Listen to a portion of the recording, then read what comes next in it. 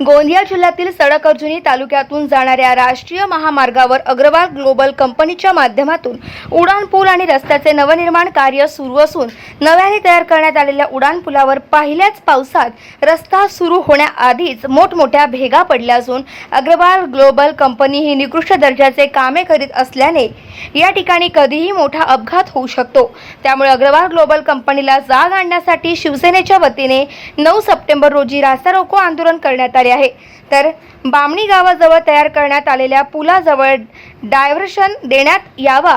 याला कारण म्हणजे पुलापासून 4 किलोमीटर अंतरावर डायव्हर्शन देण्यात आल्याने 4 गावातील लोकांना 4 किलोमीटरचा अंतर ओलांडून यावं लागत असल्याने आज या ठिकाणी आंदोलन करण्यात आले असून लवकरच या ठिकाणी डायव्हर्शन तयार करून देऊ, तसेच यापुढे अग्रवाल ग्लोबल कंपनी मार्फत बांधकामात दुर्लक्ष होणार नाही अशी हमी प्रोजेक्ट मॅनेजर आणि सुरेंदर सिंग परिहार लायजनिंग अधिकारी AGPL कंपनी यांनी पत्रकारांशी बोलताना दिली।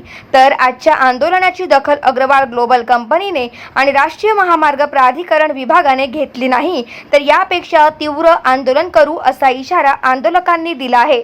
यावेळी शैलेश जयस्वाल शिवसेना जिल्हाध्यक्ष, महेश डुबरे युवा सेना जिल्हा प्रमुख, राजू पटले, मनोज रामटेके तालुका अध्यक्ष सडक अर्जुनी सह अन्य कार्यकर्ते मोठ्या संख्येने उपस्थित होते।